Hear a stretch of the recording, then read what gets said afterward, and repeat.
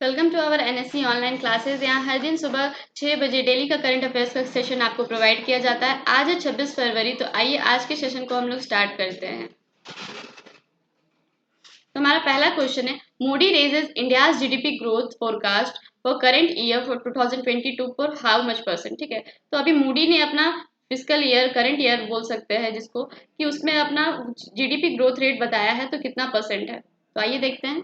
ये option number B is the right answer. ये है 9.5%। अभी मूडी के द्वारा जो ग्रोथ प्रिडिक्शन किया गया वो 9.5% किया गया, और इससे पहले अगर हम बात करें कि इससे पहले कितना परसेंट किया गया था, तो याद रखिएगा 9.2%।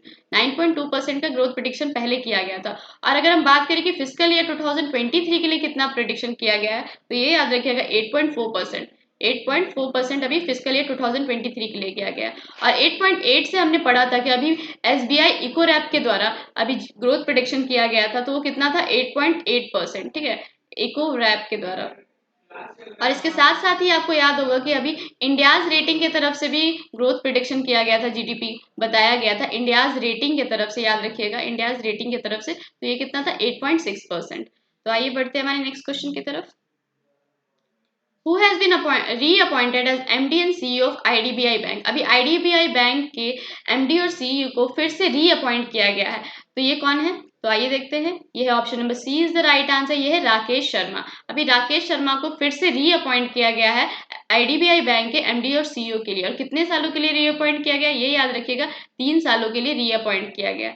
ऑप्शन नंबर ए देख रहे होंगे आप लोग, सोमा शंकर प्रसाद। इनको भी अभी अपॉइंटमेंट मिला है। किस बैंक में इनको अपॉइंटमेंट दिया गया है, तो याद रखिएगा इनको यूको बैंक का एमडीसीओ बनाया गया है। यूको बैंक का एमडीसीओ बनाया गया है। अतुल कुमार गोयल की बात करें कि इनको कौन से बैंक का एमडीसीओ बनाया गया, तो याद रखिएगा इनको पीएनबी बैंक का एमडीसीओ बनाया गया। और शांतिलाल जैन से आपको याद होगा कि इनको इंडियन बैंक का एमडीसीओ बनाया गया है। इंडियन बैंक का एमडीसीओ बनाया गया है। तो इसी के साथ आप हमारा क्वेश्चन ये बन सकता है कि आईडीबीआई बैंक का अभी स्टैब्लिशमेंट कब हुआ था। आईडीबीआई बैंक का स्टैब्लिशमेंट की बात करें कि इसका स्टैब्लिशमेंट कब हुआ था, तो ये हुआ था 1 जुलाई 1964। 1 जुलाई 1964। और अगर हम बात करें कि हेडक्वार्टर कहाँ है, तो इसका हेडक्वार्टर देखिए मुंबई में है। और इसी के साथ साथ अगर हम बात करें कि इसका टैगलाइन क्या है, आईडीबीआई बैंक का टैगलाइन क्या है, तो ये याद रखिएगा इसका टैगलाइन क्या है, तो ये है banking for all. Banking for all. Banking for all. तो सारी इंफॉर्मेशन बहुत ही ज़्यादा इंपॉर्टेंट है, क्योंकि इन सारे का अभी करंट में ही अपॉइंटमेंट हुआ है इन सारे बैंकों के एमडीसीओ का, तो याद रखिएगा। बढ़ते हैं नेक्स्ट क्वेश्चन की तरफ। Second Bangladesh film festival inaugurated in which state. अभी सेकेंड एडिशन हुआ है बांग्लादेश फिल्म फेस्टिवल का, तो ये किस स्टेट में हुआ है, तो आइए देखते हैं। तो ये है option number A is the right answer. ये है त्रिपुरा। ठीक है, त्रिपुरा के कहाँ पे हुआ है, तो याद रखिएगा अगरतला में हुआ है। ठीक है, अगरतला डिस्ट्रिक्ट में हुआ है। और ये कितनावा एडिशन था, सेकेंड एडिशन था बांग्लादेश फिल्म फेस्टिवल का। इसी के साथ साथ याद रखिएगा कि इसे इनॉग्रेट किसके द्वारा किया गया, तो वहां के सीएम बिप्लब कुमार देव के द्वारा, बिप्लब कुमार देव के द्वारा इनॉग्रेट किया गया है। तो ये भी इंपॉर्टेंट है कि किसके द्वारा किया गया, बिप्लब कुमार देव के द्वारा किया गया। इसी के साथ साथ आपको याद होगा कि महाराष्ट्र अभी क्यों न्यूज में था। महाराष्ट्र के मुंबई में अभी एक होप एक्सप्रेस इनिशिएटिव चलाया गया था। होप एक्सप्रेस इनिशिएटिव चलाया गया था। और ये किस लिए चलाया गया था, कैंसर को डिटेक्ट करने के लिए, कैंसर से प्रिवेंट करने के लिए होप एक्सप्रेस चलाया गया था। और इसी के साथ याद रखिएगा बिहार अभी क्यों न्यूज में था, कि अभी किन्हीं को ब्रांड एम्बेसडर बनाया गया था बिहार के खादी और हैंडीक्राफ्ट के लिए। ये किनको बनाया गया था, मनोज तिवारी को बनाया गया था। मनोज तिवारी, याद रखिएगा नाम, मनोज तिवारी को बनाया गया था। लखनऊ से आपको याद होगा कि अभी लखनऊ इंटरनेशनल एयरपोर्ट को एक अवार्ड दिया गया था। वो बहुत इंपॉर्टेंट है कि लखनऊ इंटरनेशनल एयरपोर्ट को एक अवार्ड दिया गया था। वो अवार्ड का नाम क्या था, the voice of customer award. The voice of customer award दिया गया था लखनऊ इंटरनेशनल एयरपोर्ट को। तो ये सारी चीजें बहुत इंपॉर्टेंट है। अगर हम बात करें फिल्म की, तो याद रखिएगा कि दादा साहेब फाल्के अवार्ड दिया गया था। तो दादा साहेब फाल्के अवार्ड में बेस्ट मूवी का अवार्ड किनको मिला था, बेस्ट मूवी का अवार्ड किसको मिला था, कौन सी मूवी को बेस्ट मूवी का अवार्ड दिया गया था, तो याद रखिएगा ये था शेरशाह। शेरशाह, शेरशाह मूवी थी। अगर हम बात करें कि बेस्ट एक्टर का अवार्ड किनको मिला था, तो रणवीर सिंह को मिला था। याद रखिएगा कौन सी मूवी के लिए मिला था, ये भी याद रखिएगा 83। ठीक है, और अगर हम बात करें best female actor, best female actor कौन थी, तो ये याद रखिएगा कृति सैनन। कृति सैनन को मिला था। और ये कौन सी मूवी के लिए मिला था इनको, तो मिमी। याद रखिएगा मूवी का नाम मिमी है। ठीक है, अगर हम बात करें कि film of the year, film of the year का अवार्ड किसको मिला था, तो याद रखिएगा पुष्पा को मिला था। पुष्पा द राइज, पुष्पदरा इसको मिला था। तो इंफॉर्मेशन बहुत ही ज्यादा इंटरलिंक्ड है, तो ये सारी चीजें याद रखिएगा। बढ़ते हैं हमारे नेक्स्ट क्वेश्चन की तरफ। साहित्य अकादमी 2021 ये उर्दू लैंग्वेज में अभी अनाउंस किया गया, तो ये किनको दिया गया है? साहित्य अकादमी अवार्ड दिया गया है 2021 का उर्दू लैंग्वेज में, तो ये किनको दिया गया है? तो आइए देखते हैं। ये option number A is the right answer. ये है चंद्रभन खयाल। चंद्रभन खयाल को दिया गया है अभी उर्दू लैंग्वेज में। और ये कौन है? तो ये एक फेमस पोएट है और इनके एक खास पोयम के लिए इनको अवार्ड दिया गया। उस पोयम का क्या नाम है? ताजा हवा की तबीशन। ठीक है, ताजा हवा की तबीशन। ये पोएम का नाम भी याद रखिएगा, ताजा हवा की तबीशन। और इसी के साथ साथ आप लोग देख रहे होंगे दया प्रकाश सिन्हा, इनको भी अवार्ड दिया गया है साहित्य अकादमी का। मगर इनको किस लैंग्वेज में अवार्ड दिया गया? तो याद रखिएगा हिंदी लैंग्वेज के लिए अवार्ड दिया गया है। हिंदी लैंग्वेज के लिए अवार्ड दिया गया है। और इनका एक फेमस प्ले था जिसके लिए इनको अवार्ड दिया गया। उस प्ले का क्या नाम था? सम्राट अशोक। नाम याद रखिएगा, सम्राट अशोक। हिंदी के लिए किनको दिया गया है? दया प्रकाश सिन्हा को। और कौन सी प्ले के लिए दिया गया है? सम्राट अशोक। नमिता गोखले से याद होगा कि इनको भी साहित्य अकादमी का पुरस्कार दिया गया। किस लैंग्वेज में दिया गया? तो याद रखिएगा इंग्लिश लैंग्वेज में दिया गया है। और इसके साथ साथ याद रखिएगा कि किस नोवेल के लिए इनको ये पुरस्कार दिया गया है। किस नोवेल के लिए दिया गया? तो याद रखिएगा थिंग्स टू लीव बिहाइंड।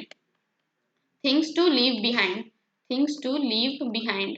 तो ये सारी इंफॉर्मेशन बहुत ही ज्यादा इंपॉर्टेंट है, ये याद रखिएगा। और नमिता गोखले से भी याद होगा आपको कि 2021 में इनको अभी 7th यामीन हजारिका सब्सटेंस अवार्ड दिया गया था। 7th यामीन हजारिका सब्सटेंस अवार्ड दिया गया था। तो ये भी याद रखिएगा, इनका नाम क्या है? नमिता गोखले।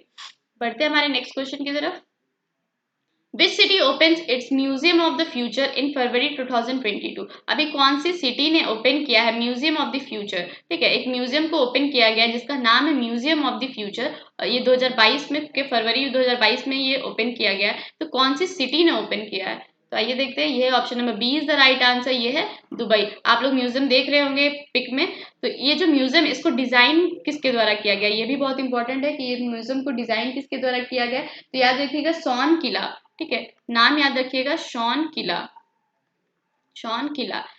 ठीक है, नाम इंपॉर्टेंट है शॉन किला।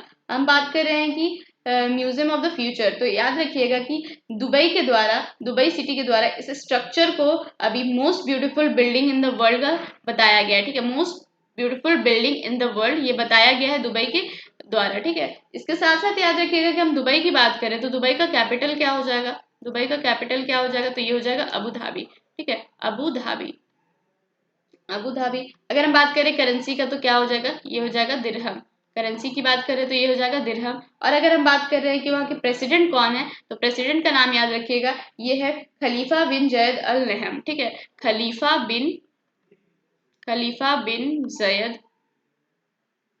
बिन जयद अल नहन, ये याद रखिएगा, वहाँ के प्रेसिडेंट है। इसके साथ साथ बता दें कि दुबई में ही अभी 2023 का कोप 28 समिट होने वाला है। ठीक है, कोप 28 का जो मीटिंग होने वाला है 2023 में, वो कहाँ पे होने वाला है? दुबई में होने वाला है। तो ये भी चीजें याद रखिएगा। बढ़ते हैं हमारे नेक्स्ट क्वेश्चन की तरफ। Which country has recently announced the closure of Tier 1 investors visa, which is also known as golden visa? ठीक है, अभी कौन सी कंट्री अनाउंस कर दी है कि वो जो इन्वेस्टर वीजा है उसको पूरी तरह से बंद कर देगी, जिसको कि हम लोग गोल्डन वीजा के नाम से भी जानते हैं। तो ये कौन सी कंट्री है? तो ये देखिए, ये है option number D is the right answer. ये है यूनाइटेड किंगडम। अभी यूनाइटेड किंगडम के द्वारा ये अनाउंस किया गया है कि वो जो इन्वेस्टर्स वीजा है, स्पेशली ये जो गोल्डन वीजा है, इसको बंद कर दिया जाएगा। तो ये बंद इसलिए कर दिया जाएगा क्योंकि इसके रिलेटेड बहुत ज़्यादा फ्रॉड्स जो है वो बढ़ रहा है। इस फ्रॉड्स को रोकने के लिए यूनाइटेड किंगडम ने ये डिसाइड किया है कि वो इन्वेस्टर्स वीज़ा यानी कि गोल्डन वीज़ा को पूरी तरह से बंद कर देगी। और अगर हम बता दें कि ये जो गोल्डन वीज़ा ये लाया कब गया था, तो ये 2008 में लाया गया था। याद रखिएगा 2008 में लाया गया था। इसी के साथ साथ आप लोग जर्मनी देख रहे होंगे। जर्मनी से याद आ रहा होगा कि अभी जर्मनी के नए प्रेसिडेंट बनाए गए थे। उनका नाम क्या है? जर्मनी के नए प्रेसिडेंट बनाए गए थे, उनका नाम क्या है? तो फ्रैंक वॉल्टर स्टीमर। ठीक है, Frank Walter steamer. Walter steamer. Frank Walter steamer. अगर हम बात करें कि वाइस चांसलर, ये भी अभी नए नियुक्त किए गए हैं वाइस चांसलर जर्मनी के। तो ये कौन है? वाइस चांसलर कौन है? तो ये भी याद रखिएगा, वाइस चांसलर का नाम ओलाफ स्कॉल्ज। ठीक है, ओलाफ स्कॉल्ज। स्कॉल्ज, ठीक है, ये नाम याद रखिएगा, ओलाफ स्कॉल्ज। बढ़ते नेक्स्ट क्वेश्चन की तरफ। Dinesh K Patnaik appointed as the next ambassador of India to which country.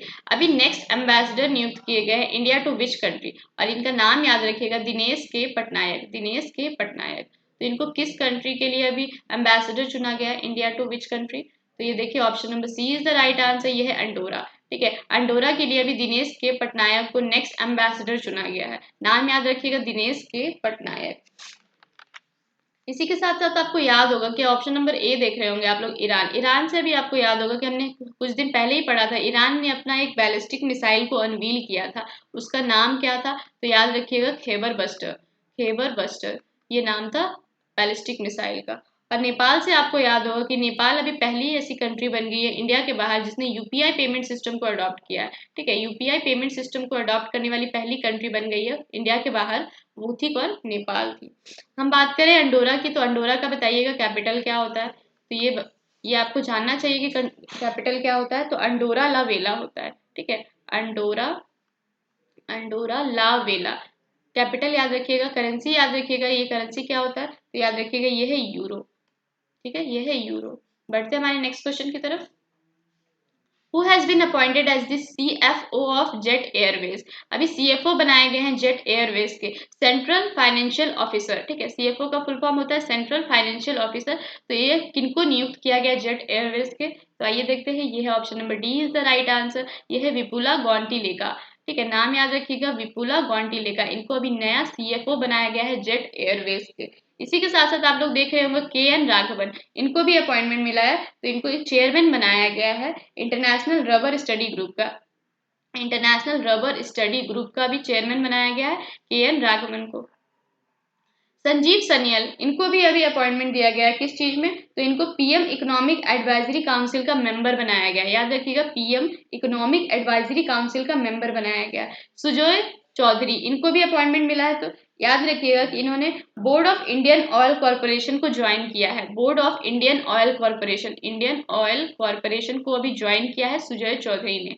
बढ़ते हमारे नेक्स्ट क्वेश्चन की तरफ।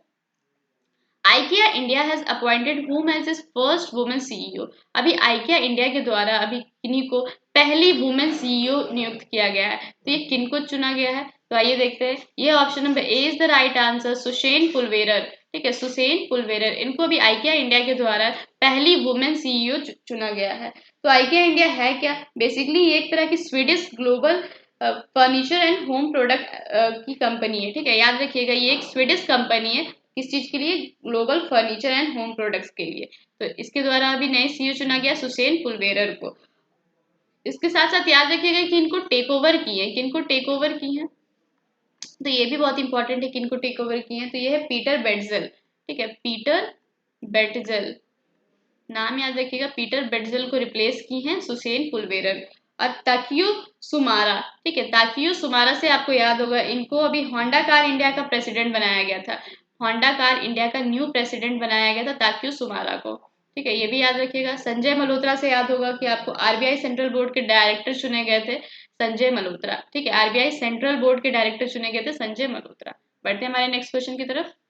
The central government has approved the New India Literacy Program for financial year ranging from, अभी central government ने approval दे दिया है नए न्यू इंडिया लिटरेसी प्रोग्राम के लिए। तो किस फाइनेंशियल ईयर के लिए इसे अप्रूवल दिया गया है? तो आइए देखते हैं, यह है option number A is the right answer, 2022 से लेकर 27 तक। ठीक है, सेंट्रल गवर्नमेंट ने अप्रूवल दिया है न्यू इंडिया लिटरेसी प्रोग्राम को, और कब से कब तक के लिए? 2022 से लेकर 27 के लिए। बेसिकली ये एक तरह का लिटरेसी प्रोग्राम है एडल्ट्स के लिए। ठीक है, ये एडल्ट्स के लिए लिटरेसी प्रोग्राम है, एडल्ट्स के एजुकेशन के लिए। और जो भी बच्चे 18 या 18 से अबव, सॉरी 15 या 15 से अबव है, उनके लिए ये प्रोग्राम लाया गया है। और अगर इसमें बात करें कि इसमें टोटल आउटले कितना किया जाएगा, तो याद रखिएगा, ये 1037.90 करोड़। ठीक है, टोटल आउटले याद रखिएगा 1037.90 करोड़।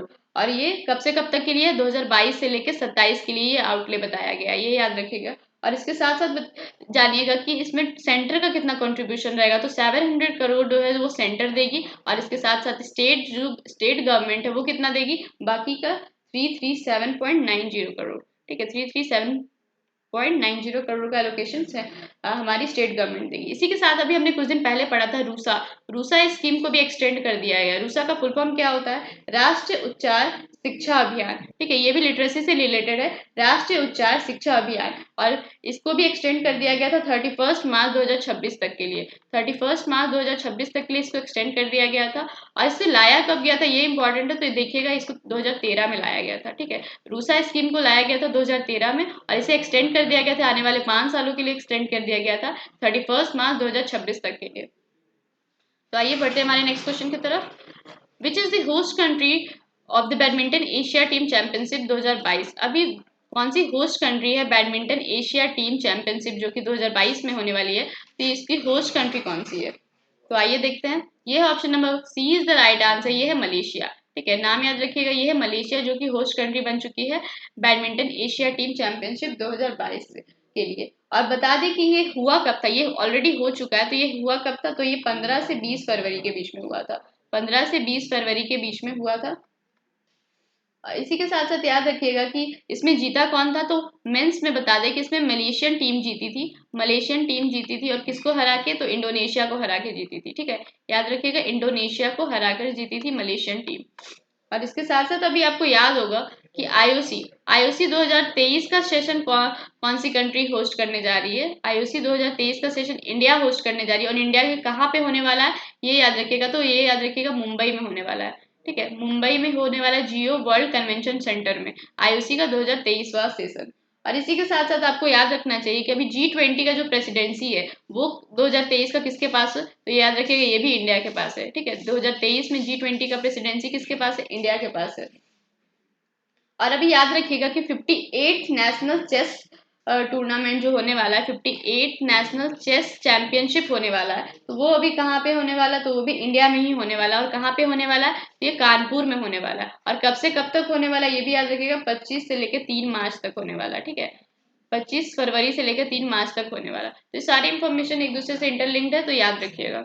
बढ़ते हमारे नेक्स्ट क्वेश्चन की तरफ। A book title the great tech game pen by whom. एक बुक है जिसका नाम है अ ग्रेट टेक गेम। तो ये बुक किसके द्वारा लिखी गई है? तो आइए देखते हैं। यह option number B is the right answer, ये है अनिरुद्ध सूरी। ये बुक किसके द्वारा लिखी गई है? अनिरुद्ध सूरी के द्वारा लिखी गई है। और बुक का नाम क्या है? The great tech game. तो ये याद रखिएगा, बुक का नाम क्या है? The great tech game. और लिखी किसके द्वारा गई है? तो अनिरुद्ध सूरी के द्वारा लिखी गई है। मनिका बत्रा से आपको याद होगा कि अभी हमने इनके बारे में पढ़ा था हाल में ही करंट अफेयर्स में कि इनको क्या अभी क्यों न्यूज में थी। तो इनको ब्रांड एम्बेसडर बनाया गया था। किस चीज का ब्रांड एम्बेसडर बनाया गया था? याद रखिएगा, एडिडास का ब्रांड एम्बेसडर बनाया गया था मनिका बत्रा को। उमा दास गुप्ता से आपको याद होगा कि इन्होंने भी एक बुक लिखी थी जिसका नाम क्या था? A history of Shanti Niketan. A history of Shanti Niketan. और जिमी सोनी, इनके द्वारा भी अभी एक बुक आई थी जिसका नाम था the founder the story of PayPal. The founder the story of PayPal, ये बुक आई थी जिमी सोनी के द्वारा। और याद रखिएगा, ये जो बुक है द ग्रेट टेक गेम, ये पब्लिश किसके द्वारा किया जाएगा? तो ये पब्लिश किया जाएगा हार्पर कॉलिंस के द्वारा। हार्पर कॉलिंस के द्वारा इसे पब्लिश किया जाएगा। बढ़ते हमारे नेक्स्ट क्वेश्चन की तरफ। Hindustan Unilever limited has appointed whom as non executive chairman. Hindustan Unilever limited ने अभी अपना नया एग्जीक्यूटिव चेयरमैन बनाया है, तो वो किसे बनाया है? तो आइए देखते हैं। ये option number D is the right answer, ये है नितिन प्रांजपे। ठीक है, नितिन प्रांजपे को अभी हिंदुस्तान यूनिलीवर लिमिटेड जो है अभी नॉन एग्जीक्यूटिव चेयरमैन बना दिए हैं। तो याद रखिएगा कि हिंदुस्तान यूनिलीवर लिमिटेड की बात कर रहे हैं, तो इनके एमडी सीईओ कौन है? इनके एमडी सीईओ कौन है? तो याद रखिएगा, इनका नाम है संजीव मेहता। ठीक है, संजीव मेहता। संजीव मेहता। और अगर हम बात करें कि हेडक्वार्टर कहाँ है हिंदुस्तान यूनिलीवर लिमिटेड का, तो ये बताते हैं ये है मुंबई। ठीक है, ये है मुंबई। और इसी के साथ आपको जानना चाहिए कि इसका स्टैब्लिशमेंट कब हुआ था। तो ये 17 अक्टूबर 1933 1933 में इसका स्टैब्लिशमेंट हुआ था। चेतन घेट से आपको याद होगा कि चेतन घेट भी अभी बहुत ही ज्यादा न्यूज में थे। तो क्यों न्यूज में थे? तो इनको इंस्टीट्यूट ऑफ इकोनॉमिक ग्रोथ के नए डायरेक्टर बनाए गए थे। इंस्टीट्यूट ऑफ इकोनॉमिक ग्रोथ के नए डायरेक्टर बनाए गए थे, न्यू डायरेक्टर बनाए गए थे।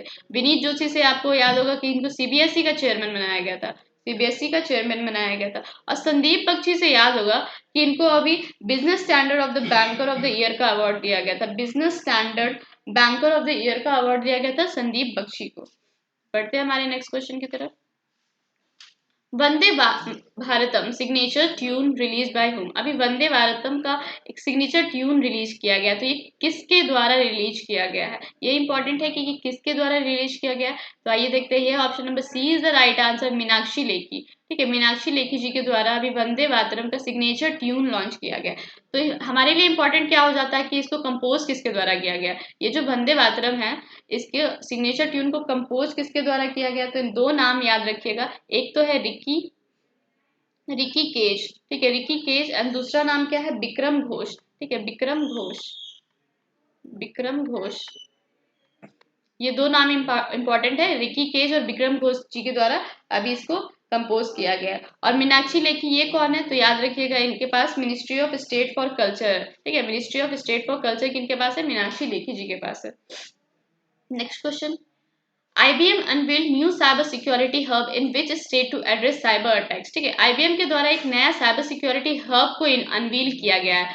क्यों अनवील किया गया, ताकि साइबर अटैक्स जो हो रहे हैं उसको एड्रेस किया जा सके। तो बताइए ये कौन से स्टेट ने अनवील किया है, तो ये option number B is the right answer, ये है बेंगलुरु। ठीक है, आईबीएम ने अभी साइबर सिक्योरिटी हब कहाँ पे अनवील किया है, तो बेंगलुरु में अनवील किया है, ताकि साइबर अटैक्स को एड्रेस किया जा सके। हम बात करें आईबीएम की, तो आईबीएम का एस्टेब्लिशमेंट देख लेते हैं कि आईबीएम का एस्टेब्लिशमेंट कब है। तो याद रखिएगा 16 जून 1911, 16 जून 16 जून 1911, 1911। और अगर बात करें हेडक्वार्टर की, तो आईबीएम का हेडक्वार्टर कहाँ है, तो ये भी इंपॉर्टेंट है, न्यूयॉर्क यूएस में, न्यूयॉर्क यूएस में, न्यूयॉर्क यूएस में। इसके साथ साथ याद रखिएगा इसके सीईओ कौन है, तो ये है अरविंद कृष्णा, अरविंद कृष्णा, अरविंद कृष्णा। तो ये सारी चीजें इंपॉर्टेंट है, याद रखिएगा। महाराष्ट्र से आपको याद होगा कि अभी यहाँ पे वाटर टैक्सी सर्विसेज स्टार्ट किया गया था, ये याद रखिएगा। तेलंगाना से याद रखिएगा कि अभी हमने यहाँ पे एक फेस्टिवल सेलिब्रेट किया था जिसका नाम था मदराम जत्रा फेस्टिवल। ठीक है, मदराम जत्रा फेस्टिवल इसके लिए यहाँ पे सेलिब्रेट किया गया था। इसमें टोटल एलोकेशन गवर्नमेंट के द्वारा कितना किया गया था, ये भी इंपॉर्टेंट है, तो 2.26 करोड़। ठीक है, तेलंगाना में जो मदराम जत्रा फेस्टिवल था उसके लिए गवर्नमेंट कितना एलोकेट करी थी, 2.26 करोड़। और केरला से याद होगा कि अभी केरला में पहला कैरावन पार्क बनाया गया है। ठीक है, पहला कैरावन पार्क लॉन्च किया गया है, तो ये कहाँ पे किया गया है, तो इडुक्की डिस्ट्रिक्ट में किया गया है। ठीक है, यह याद रखिएगा, इडुक्की डिस्ट्रिक्ट, इडुक्की डिस्ट्रिक्ट, ये इंपॉर्टेंट है। बढ़ते हैं हमारे नेक्स्ट क्वेश्चन की तरफ। Indian navy has secured 12th anti submarine warfare aircraft P-81 from from which countries aerospace. ठीक है, from which country aerospace company से, मतलब इंडियन नेवी ने अभी किसी से खरीदा है 12 एंटी सबमरीन वॉरफेयर एयरक्राफ्ट जिसका नाम है P-8I। ठीक है, तो ये किस कंट्री के एरोस्पेस कंपनी से खरीदा गया है, तो ये देखते हैं। आइए, option number D is the right answer, ये है यूएस। ठीक है, अभी यूएस जो है वो डिलीवरी करेगा इंडिया को 12th anti submarine warfare aircraft जिसका नाम है P-8I। और ये जो है यूएस के एक एरोस्पेस कंपनी है उससे किया जाएगा। इसका नाम क्या है, तो ये याद रखिएगा, यूएस के एरोस्पेस कंपनी का नाम बोइंग है। ठीक है, बोइंग, ये कौन सी कंपनी है, बोइंग, बोइंग के द्वारा इसे डिलीवर किया जाएगा। तो इसके साथ साथ याद रखिएगा ये जो एग्रीमेंट है ये साइन किया गया था 2016 में। ठीक है, 2000 सबसे पहले इसे साइन किया गया था 2009 में, जिसमें कि 8 एंटी सबमरीन को डिलीवर करने की बात की गई थी। उसके बाद 2016 में इसे एडिशनल 4 इसमें जोड़ा गया था कि और 4 इसको डिलीवर किया जाएगा, और फाइनली अभी 12th हो चुका है, यानी कि 12th एंटी सबमरीन जो एयरक्राफ्ट है उसको अभी एरोस्पेस कंपनी के द्वारा, अभी यूएस के एरोस्पेस कंपनी के द्वारा इंडियन नेवी को दिया जाएगा। तो बढ़ते हैं हमारे नेक्स्ट क्वेश्चन की तरफ। India to participate multinational exercise in March, what is the name of that exercise. अभी इंडिया एक मल्टीनेशनल एक्सरसाइज को कंडक्ट करने जा रहा है मार्च में, तो उस मल्टीनेशनल एक्सरसाइज का नाम क्या है, तो आइए देखते हैं। ये option number A is the right answer, exercise cobra warrior 2022। ठीक है, ये नाम है एक्सरसाइज कोबरा वॉरियर 2022, और ये मल्टीनेशनल एक्सरसाइज है और जिसमें कि इंडिया जो पार्टिसिपेट करने वाला, और ये होने कहाँ वाला है, ये इंपॉर्टेंट है कि ये होगा कहाँ, तो याद रखिएगा ये वेडिंगटन यूके में होगा। ठीक है, नाम याद रखिएगा, वेडिंगटन यूके, वेडिंगटन यूके में होगा। और ये कब से कब तक किया जाएगा, तो याद रखिएगा 6 से 27 मार्च के बीच में किया जाएगा। ठीक है, ये एक्सरसाइज 6 से 27 मार्च के बीच में होगा। और इसमें इंपॉर्टेंट क्या है कि इंडिया से कौन सा एयरक्राफ्ट पार्टिसिपेट कर रहा है, तो ये याद रखिएगा इंडिया से तेजस पार्टिसिपेट कर रहा है। ठीक है, एक्सरसाइज कोबरा वॉरियर 22 में तेजस पार्टिसिपेट कर रहा है, ये इंपॉर्टेंट है। इसके साथ साथ आप लोग देख रहे होंगे कोप साउथ 22, ये अभी हो चुका है ये एक्सरसाइज। तो ये किन दो देशों के बीच में हुआ है? तो याद रखिएगा ये यूएस और बांग्लादेश के बीच में हुआ है, यूएस और बांग्लादेश के बीच में हुआ है। और ये एक तरह का ज्वाइंट एयर एक्सरसाइज है, ठीक है। कोप साउथ 22 ये एक तरह का एयर एक्सरसाइज है। बढ़ते हैं नेक्स्ट क्वेश्चन की तरफ। भेल successfully commission solar photovoltaic plant in which state? अभी भेल के द्वारा एक सक्सेसफुली सोलर फोटोवोल्टाइक प्लांट को सेटअप किया गया है, किस स्टेट में किया गया ये इंपॉर्टेंट है। तो आइए देखते हैं, ये option number B is the right answer, ये है एमपी, ठीक है। एमपी में किया गया। एमपी की एक जगह का नाम है जहाँ पे नाम क्या है, ये है बीना, ठीक है। बीना एक जगह का नाम है, यहाँ पे भेल के द्वारा सेटअप किया गया। हम बात करें भेल की, तो भेल का स्टैब्लिशमेंट क्या होगा और भेल का फुल फॉर्म क्या होगा? Bharat heavy electronics limited. अगर हम इसकी फुल फॉर्म की बात करें तो भारत हैवी इलेक्ट्रॉनिक्स लिमिटेड है, ठीक है। और जो फोटोवोल्टाइक प्लांट की बात करें तो इसका अभी मेगावाट कितना है, तो ये इंपॉर्टेंट है, 1.7 मेगावाट, 1.7 मेगावाट, ठीक है। इसको कमीशन किया गया है इंडियन रेलवे के लिए, ठीक है। याद रखिएगा किसके लिए कमीशन किया गया है, तो इंडियन रेलवेज के लिए कमीशन किया गया है, इंडियन रेलवेज के लिए कमीशन किया गया। और ये करेगी क्या? जनरली ये जो प्लांट है वो डायरेक्टली फीड करेगी पावर को इंडियन रेलवे के ट्रैक्शन सिस्टम में। याद रखिए इंडियन रेलवे के ट्रैक्शन सिस्टम में ये डायरेक्टली जो प्लांट है वो पावर को फीड करेगी।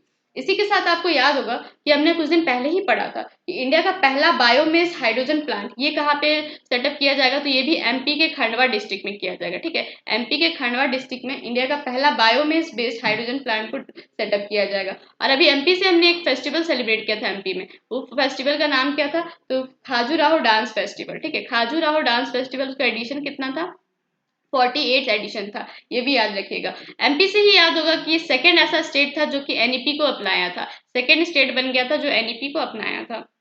इसी के साथ याद रखिएगा खेलो इंडिया गेम 2023 का ये कहाँ पे होने वाला है, तो ये भी 2023 में एमपी में होने वाला, ठीक है। खेलो इंडिया गेम्स 2023 का कहाँ होने वाला, एमपी में होने वाला।